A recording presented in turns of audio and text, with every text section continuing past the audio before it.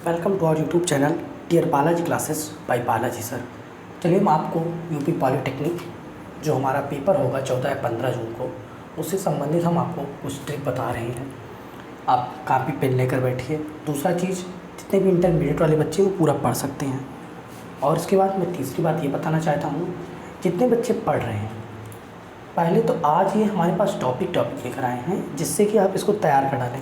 जब आप इसको पूरा तैयार कर डालेंगे, जब आपका तैयार हो जाएगा, तो कल हम इसके संबंधित जितने भी क्वेश्चंस होते हैं उन सारे क्वेश्चंस को कराएंगे विद न्यूमेरिकल, क्योंकि 1 से 2 प्रश्न इस क्वेश्चन से बनता है, इस चैप्टर से बनता है और आप उसको कर ले जाएंगे। इसीलिए हमने जो इस चैप्टर को चुना है।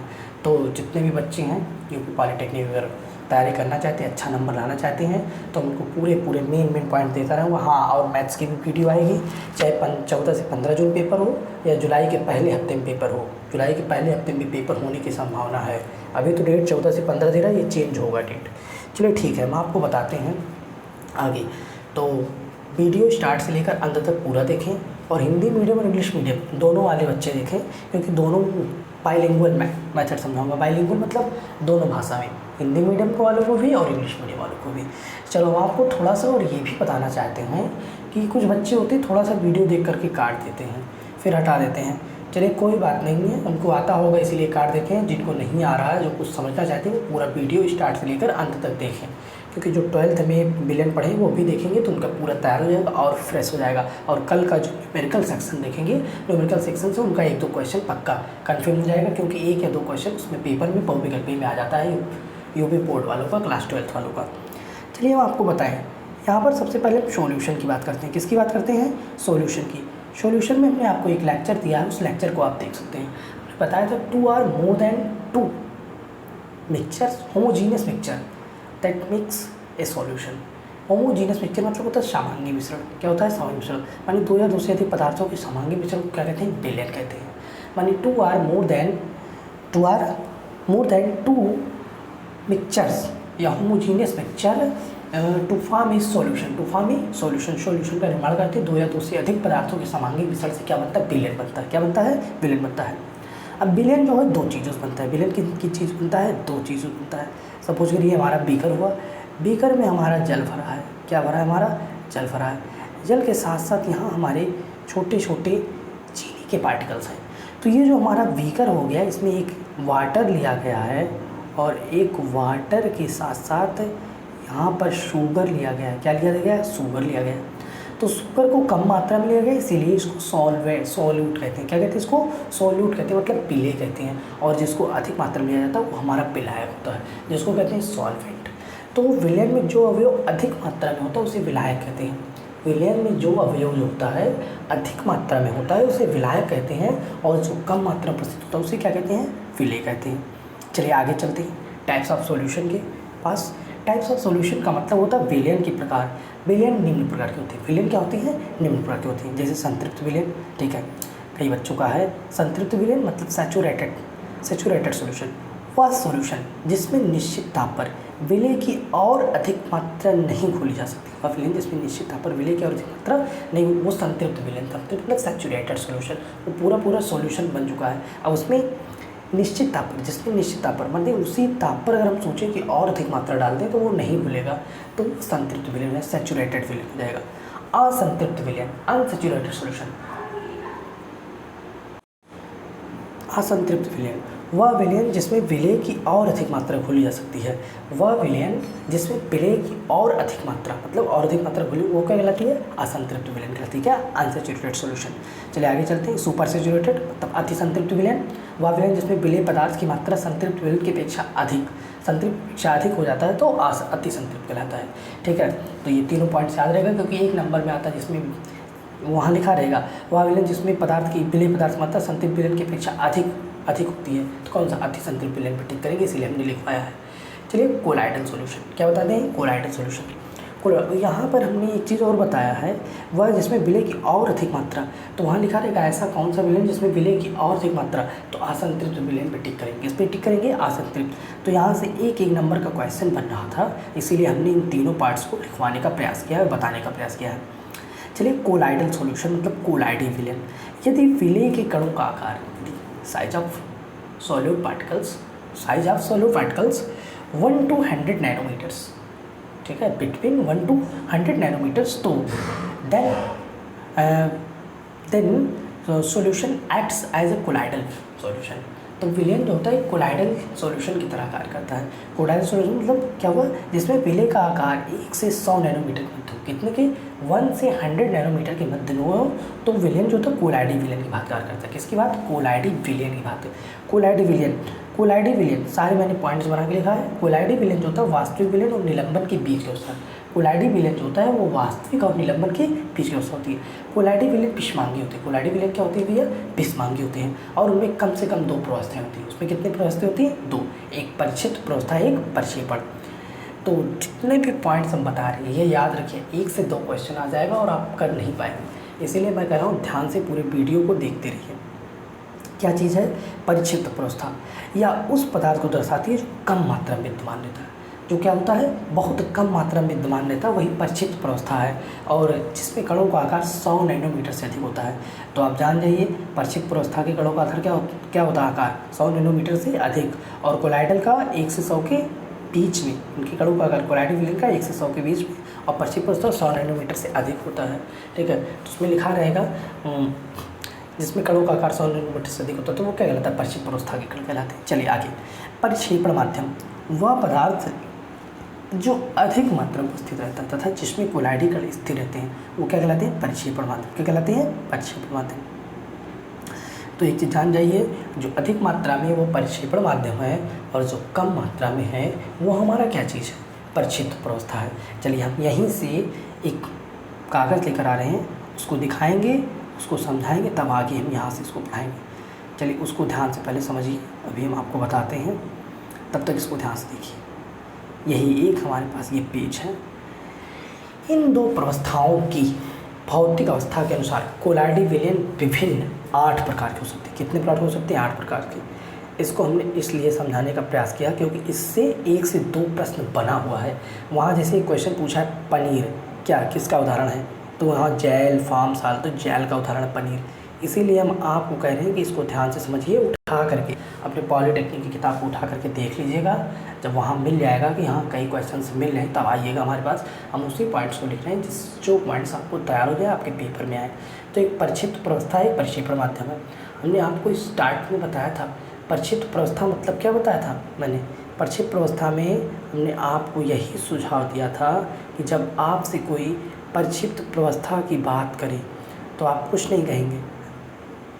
जब आपसे कोई परिक्षिप्त प्रवस्था की बात करेगा तो आप क्या कहेंगे, जो अधिक मात्रा में होता है, जो कम मात्रा में होता है वो परिक्षिप्त प्रवस्था, और जो अधिक मात्रा में होता है वो परिक्षेपण माध्यम।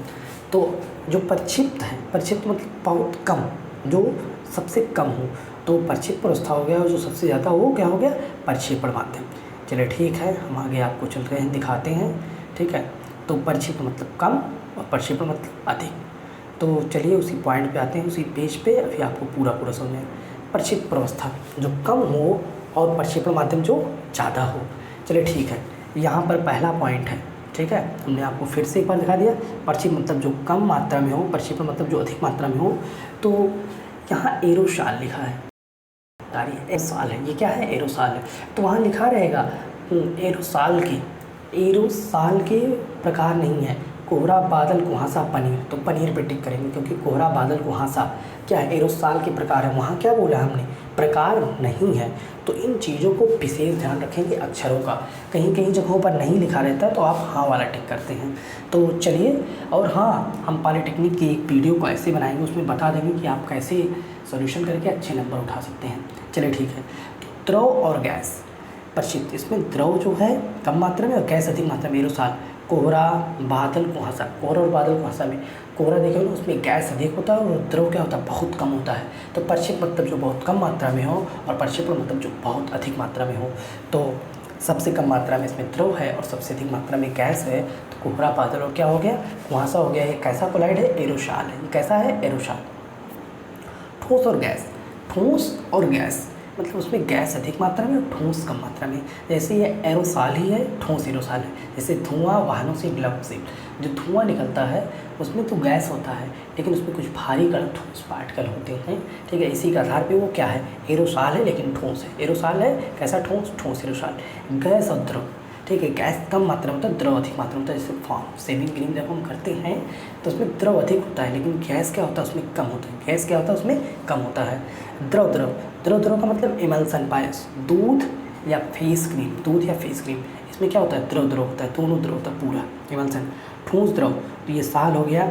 मैक्सिमम मिल्क कीचड़, कीचड़ में देखो ठोस कम होता है और द्रव ज़्यादा होता है कीचड़ में।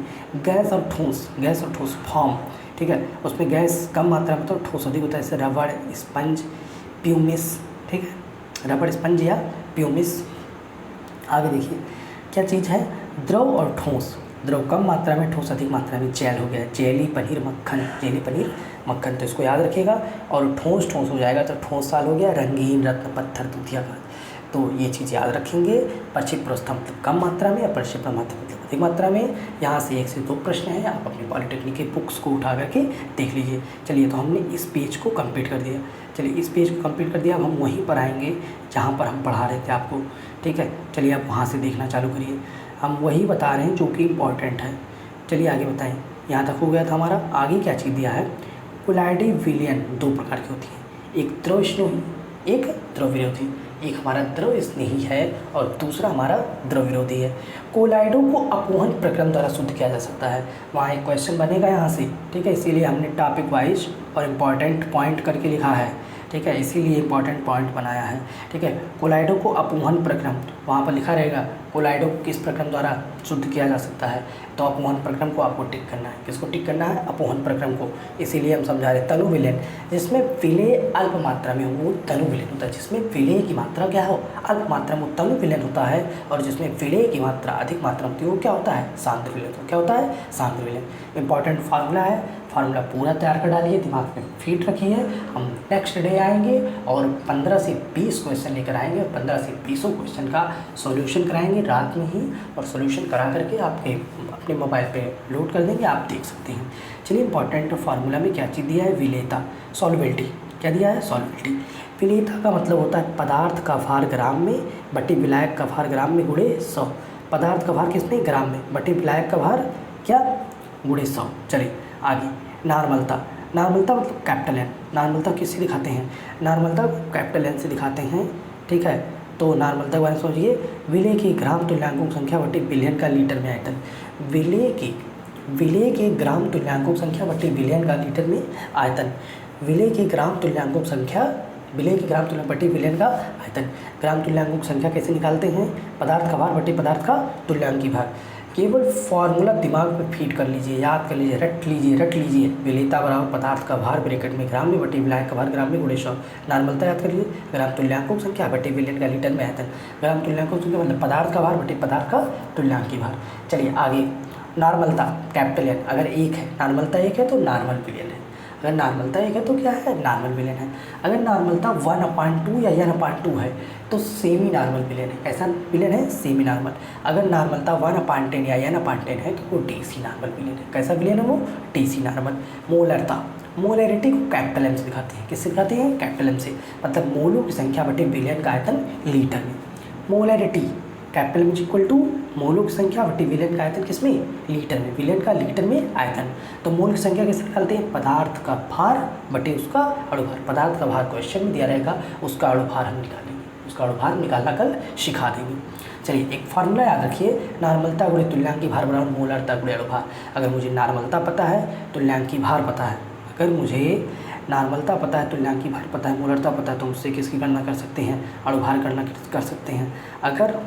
अगर हमें अणुभार पता है, अगर हमें अणुभार पता है, मोलरता पता है, तुल्यांकी भार, तो हम किसकी गणना कर सकते हैं, नॉर्मलता की। माने अगर इसमें से 3 चीज़ कोई पता है तो उससे आप चौथी की गणना कर सकते हैं। याद रखिएगा, फार्मूला है। चलिए, मोलरता को स्मॉल एन से दिखाते हैं और मोलरता को कैपिटल एम से दिखाते हैं। मोलरिटी उसको कहते हैं, इसको कहते हैं मोलेलिटी, ठीक है। तो मोलरता को स्मॉल एम से दिखाते हैं, विलेय की मोलों की संख्या बटे विलायक का ग्राम में भार। विलेय के मोलों की संख्या बटे विलायक का ग्राम में भार गुणे 1000। फिर मूललता स्मॉल m बराबर विलेय के मोलों की संख्या, मूललता स्मॉल m बराबर विलेय के मोलों की संख्या बटे विलायक का किलोग्राम में भार। मूललता स्मॉल m बराबर विलेय की मोलों की संख्या बटे विलायक का किलोग्राम में भार। भार पड़ सकता है विलेय का भार बटे विलेन का भार गुणे सब। भार पड़ सकता है, ये सांद्रता ज्ञात करने का है, कंसंट्रेशन। चलिए, भार पड़ सकता है बराबर विलेय का भार बटे विलेन का भार गुणे 100। आयतन पड़ सकता में विलेन का आयतन, विलेय का आयतन बटे विलेन का आयतन गुणे 100। हाँ, विलेय का मोल प्रभाज, विलेय का मोल प्रभाज, विलेय का मोल प्रभाज मतलब विलेय के ग्राम अणु संख्या बटे विलेयन की ग्राम। विलेयन में क्या क्या होगा, विलेय प्लस विलायक, तो टोटल क्या हो जाते हैं, विलेयन हो जाते हैं। अगर विलायक का पूछेगा तो विलायक के ग्राम बटे विलेयन का, जिसका पूछेगा उसका ऊपरे उसके गणों की संख्या बटे पूरे का। ठीक है, तो याद रखिएगा। तो फिर से हम आपको बता दें, अगर विलेय का मूल प्रभाज आए तो विलेय का मूल प्रभाज मतलब विलेय के अणुओं की संख्या बटे विलेय का अणु संख्या प्लस विलायक का अणु संख्या या विलेयन के अणु, विलेयन की ग्राम अणु संख्या। और विलायक का पूछेगा तो विलायक के ग्राम अणु संख्या बटे विलेयन के ग्राम अणुओं की संख्या। तो ये चीज़ हमारी यहाँ तक कंप्लीट हुई। इस फार्मूले को कंप्लीट रखिए आप, और इस पॉइंट्स को हमने समझा दिया है। इस पॉइंट्स को जरूर याद कर लिखिए, क्योंकि पनीर के बारे में पूछ लेता है, जेली के बारे में पूछ लेता है, दूध कैसा है, दूध पायस का उदाहरण है, या पायसीकरण किसमें होता है, दूध में या फेस क्रीम में। ये चीज़ याद रखिए। कुछ महत्वपूर्ण विलायक है, याद रखिए। जल या बहुत अच्छा विलायक, पॉइंट को याद रख लीजिए, नोट कर लीजिए। जल या बहुत अच्छा विलायक है, इसमें विलेयशील पदार्थ जैसे चीनी, नमक, नौसादर, फिटकरी, अल्कोहल, अमोनिया, अम्ल, क्षार, लवण, कार्बन डाइऑक्साइड आदि विलेय है। जल यह बहुत अच्छा विलायक है, इसमें विलेयशील पदार्थ जैसे चीनी, नमक, नौसादर, फिटकरी, अल्कोहल, अमोनिया, अम्ल, क्षार, लवण, कार्बन डाइऑक्साइड आदि विलेय है। अल्कोहल में क्या क्या चीज़, आयोडीन, कपूर, लाख, गंधक, लाख और गंधक माने वही सल्फर आदि के लिए अच्छा विलायक है। अल्कोहल भी अच्छा विलायक, यानी अल्कोहल में सब खुल जाएगा। बेंजीन, ईथर एवं पेट्रोल, इसमें मोम, तेल, वसा, घी, चर्बी आदि विलेय है। मतलब अगर पेट्रोल में हम मोम डाल देंगे तो वो गल जाएगा, तेल डाल देंगे तो वो भी पीले हो जाएगा, खुल जाएगा। कार्बन टेट्राक्लोराइड या तेल, वसा, मोम, रेजिन, अल्कोहल, ईथर आदि के लिए अच्छा विलायक है। या तेल, वसा, मोम, रेजिन, अल्कोहल, ईथर आदि के लिए क्या है, अच्छा विलायक है। कार्बन डाइसल्फाइड मानी CH2 कार्बन डाइसल्फाइड, इसमें गंधक गैस, आयोडीन I2 और सफ़ेद फास्फोरस विलेय होते हैं। तो इन पॉइंट को याद रखिएगा। ठीक है, आगे एक्सपर्ट टिप्स देख लीजिए। अति संतृप्त विलेयन का निर्माण समान ताप एवं दाब पर संभव नहीं है। जो अति संतृप्त विलेयन होती हैं, ठीक है, क्या सुपर सैचुरेटेड विलेयन जिसमें संतृप्त की आवृत्ति मात्रा खोली जा सकती है, का निर्माण जो होता है समान ताप और दाब पर संभव नहीं है। समान ताप और दाब पर उसका निर्माण संभव नहीं है। चलिए आगे। मूललता ताप द्वारा प्रभावित नहीं होती है। मूललता ताप द्वारा प्रभावित नहीं, क्योंकि यह केवल भारों पर निर्भर करती है। मूललता किस पर निर्भर करती है, तो भारों पर। सब एक एक नंबर का पॉइंट्स क्वेश्चन बनेगा, इसलिए ध्यान से पढ़िए। ठीक है, मूललता ताप द्वारा प्रभावित नहीं होती क्योंकि यह केवल भारों पर निर्भर करती है, जबकि मूललता व नॉर्मलता ताप द्वारा प्रभावित होती है। मूललता ग्राम पर निर्भर करती है, जबकि मूललता और नॉर्मलता ताप द्वारा प्रभावित होती है। सांद्रता को व्यक्त करने की सबसे अच्छी इकाई मूललता है, क्योंकि यह ताप द्वारा प्रभावित नहीं होती है। यद्यपि समानता मूललता प्रयोग में आई जाती है। मूललता प्रयोग में, लेकिन सबसे अच्छी इकाई क्या है, मूललता है। चलिए, द्रव की द्रव में विलेयता ताप बढ़ाने पर बढ़ती है। द्रव की द्रव में विलेयता ताप बढ़ाने पर बढ़ती है, जबकि गैस की द्रव में विलेयता ताप बढ़ाने पर घटती है। गैस की द्रव में विलेयता। ठोसों की विलेयता समानता ताप बढ़ाने पर बढ़ती है। ठोस की जो विलेयता होती है ताप बढ़ाने पर बढ़ती है, परंतु कुछ ठोस जैसे कैल्शियम हाइड्रोक्साइड, कैल्शियम सल्फेट आज की विलेयता ताप बढ़ाने पर क्या होती है, घटती है। आगे, समान में समान विलेयता माने लाइक डिसॉल्व लाइक्स। सभी विलायक इस नियम का पालन करती है। यही कारण है कि सोडियम क्लोराइड जो कि एक ध्रुवीय पदार्थ है, और ध्रुवीय विलायक जल में क्या होते हैं, विलेय होते हैं। ध्रुवीय विलायक क्या होते हैं, जल में विलेय होते हैं, जबकि अध्रुवीय विलायक जैसे बेंजीन आदि में अविलेय होते हैं। विलयन अपने में से गुजरने वाले प्रकाश पुंज को प्रकीर्णित कर सकते हैं, जबकि कोलाइडी विलयन ऐसा करते हैं। यह घटना क्या कहलाता है, टिंडल इफेक्ट या टिंडल प्रभाव कहलाती है। ठीक है, विलयन अपने में से गुजरने वाले प्रकाश पुंज को प्रकीर्णित नहीं कर सकते, जबकि कोलाइडी विलयन ऐसा करते हैं, प्रकीर्णित कर देते हैं, तो टिंडल प्रभाव। ऐसा विलयन जिसमें जल विलायक होता है उसे क्या कहते हैं, वो क्या कहलाता है, जलीय विलयन कहलाता है। तो इस प्रकार अब हमको आशा है कि जानकारी आपको बहुत अच्छी लगी हुई होगी, और आप लगातार लगे रहिए। हम कल एक वीडियो लेकर आएंगे, और हमारे चैनल को सब्सक्राइब कर दीजिए और शेयर कर दीजिए। जितने बच्चे पॉलिटेक्निक वाले हैं जुड़ जाएं। और दूसरा चीज़, हम जो कल एक वीडियो लेकर आए उसमें हम आपको बताएंगे कि क्या चीज़ है, क्या करने से आप पेपर को बहुत अच्छा क्वालिफाई कर ले जाएंगे। तो चलिए ठीक है, हम अब आपसे विदा लेते हैं। और एक चीज़ याद रखिए, जितना भी पढ़ रहे हैं हर एक पॉइंट्स को बना के रखिए। ये सबसे सरल तरीका है। अगर हम लेक्चर वाइट बोर्ड पे देंगे तो बहुत लंबा जाएगा, और ये जो है हम आपको अधिक कम समय में अधिक से अधिक नंबर दिला सकते हैं। चलिए ठीक है।